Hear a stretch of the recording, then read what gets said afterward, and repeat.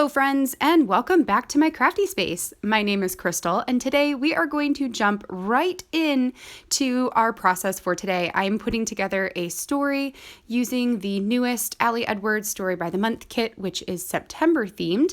And although I filmed an intro to this video, I do not know where it went. So we're just jumping in.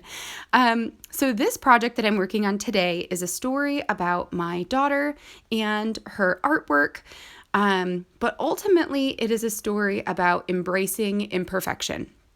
So what I did is I had Isabella put on her painting apron, grab some paintbrushes, and then I was just like, hey, let's have fun and go take some pictures. And so we did, and she had a blast with it, and I ended up getting some really awesome pictures. So I picked one of those and blew it up to a 6.875 by 8.25 size photo.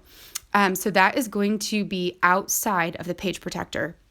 Then I took the card that you see there, and that is where the entire inspiration for this page came from, and I used a 3-inch circle punch to punch it out into a circular shape. Once I did that, I went ahead, cut apart all of those 2x2 photos, and I'm just arranging them here. I'm trying to balance out the ones that have a lot of white space with the ones that have a lot of color. I just didn't want all of the color to be too concentrated. So I did just kind of rearrange those and play like jigsaw puzzle with them.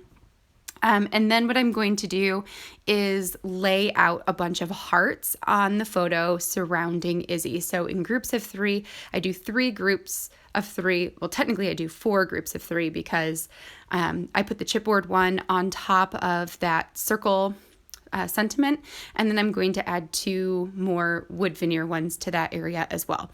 So I'm just trying to keep it kind of balanced. I have 3 of those bigger cardstock hearts, 3 of the smaller cardstock hearts, and then I end up putting 5 of the wood veneer hearts on there and 1 of the chipboard. So it works out in the end. In case you can't read it, the quote says, "This is the season. She will make beautiful things, not perfect things, but honest things that speak to who she is and who she is called to be." It is a quotation from Morgan Harper Nichols, who is a poet and puts a lot of her stuff on Instagram. So you can definitely go check Morgan out there. Anyway. Loved it. I super loved it. And it just made me think of like creating. And then it also made me think about perfectionism and embracing imperfection. So what I'm going to do with these, I'm going to go ahead and adhere down the circle embellishment. And then I will stick down and glue down all of those hearts. I wanted to pop some of them up just to give this a little bit more dimension. So all of those bigger cardstock hearts, I will add some foam adhesive to the back and then stick those down onto the picture. And the little cardstock hearts, I'm just going to stick directly onto the picture. Once I get this all done, we're going to start working on the journaling. So my idea is to create a pocket behind the photo, which will eventually sandwich in between another page and this one, and to insert in like a little journal booklet. I had a lot to say with this particular spread, and I wanted to include all the words. It's kind of like I like to do almost like letters to my daughter. So it's written in a letter format, and I will create a stamp pattern at the top of it so that when it peeks out over the picture, you'll be able to see the journaling card behind it. So while I am getting all of that assembled and sticking down the rest of this, I think what I'll do is go ahead and read it to you guys, just because I think it's a good one, and it's journaling that is a good reminder to embrace the imperfections about ourselves. So here is what I wrote to Isabella, or as we affectionately call her, Izzy. I said, "Oh, Izzy girl, I can't even begin to tell you how much I love that we share a crafty bond. I love that whenever I suggest coloring or painting or crafting together, you are 100% on board. You will even choose it above watching TV or playing outside. How that makes this crafty mama's heart happy. Another thing we share in common, our desire for perfection.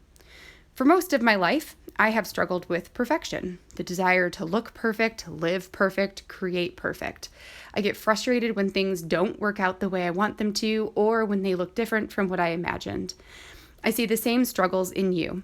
It's taken me a long time to know this about myself and to begin the work of letting the imperfections be what makes me and my work beautiful. I'm still working on it. The dirty little secret is that perfection does not exist.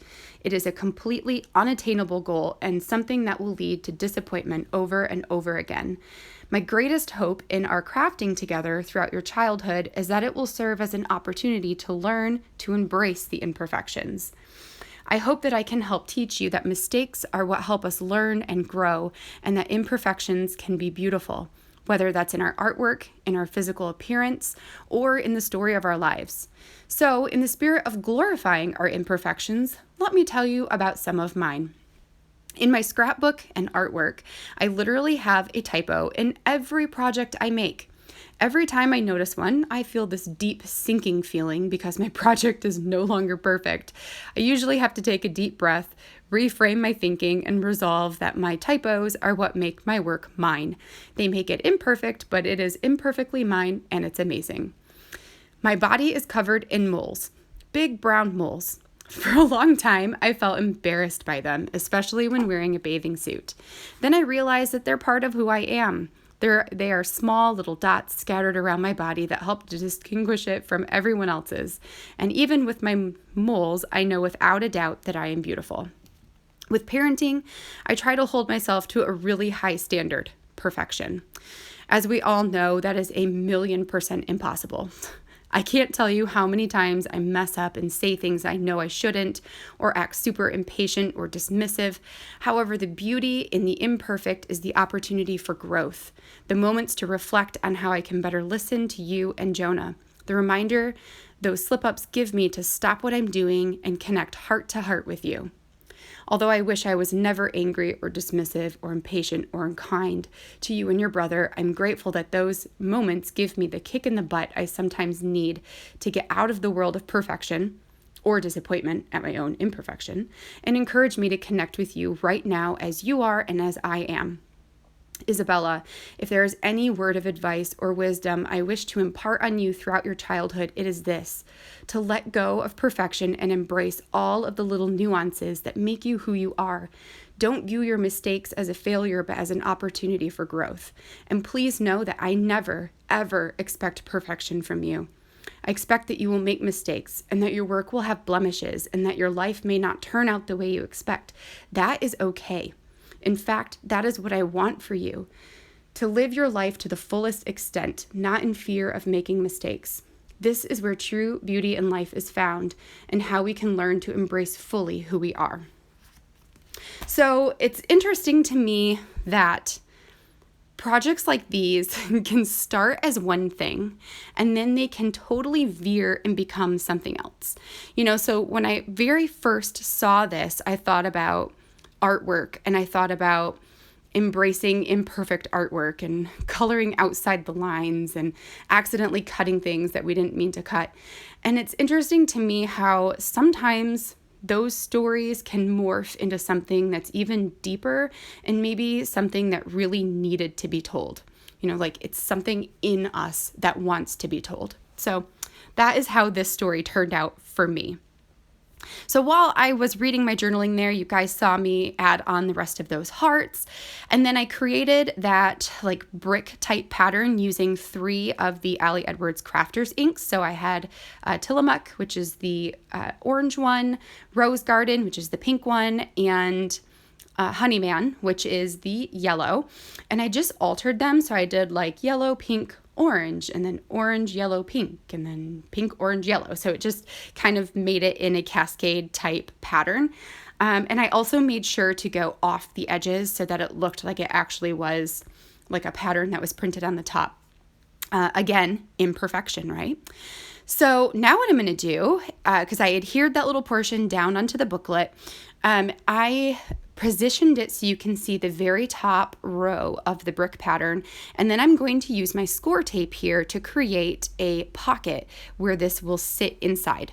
So I stuck the page on there and I'm just going to put some score tape about 1/4 of an inch away from either side of the booklet. That's just going to give me some wiggle space to make it easier to pull it in or put it in and pull it out. And then I'm also going to add one to the bottom so that it will stop, so that it won't go all the way down to the bottom of the page and then we won't be able to reach it. So that's just going to help, give it a stopper. Then for the piece, because I don't have the page that this is going to back up to yet, I'm just making a faux pocket there. So I added some cardstock and just made sure to put score tape on the edges of the cardstock too, so that nothing is like loose there. And then I stuck it down just like that, and I will put the journaling in the back. So that is going to be it for this spread. We will go ahead and slow down. All right, you guys, that finishes this one for today. I super love this. So we've got Izzy's like art wall over here, art page over here, the photo with all the embellishments, and then that journaling that just pulls out from the top there and opens up to have kind of like a letter-ish type writing. Now, this page right here will be adhered to the back side of another page that'll be outside the page protector. So when that happens, I will just adhere it to the whole thing back here, and then this will just become a pocket in between those two spreads. So for now, since I don't have anything to go behind it, I just made the pocket for this to go into, but ultimately it'll make it easier in the long run also. So that works. Yeah, love this story and love having this told. Hope you guys enjoyed this process video. If you did, give it a thumbs up down below, and don't forget to hit that subscribe button so you can see all of my future crafty videos. I will be back with some more videos coming your way the rest of this week, and that is going to be it for me for today. So until next time, hope you guys have a great rest of your day, and I will catch you in the next video. Bye now.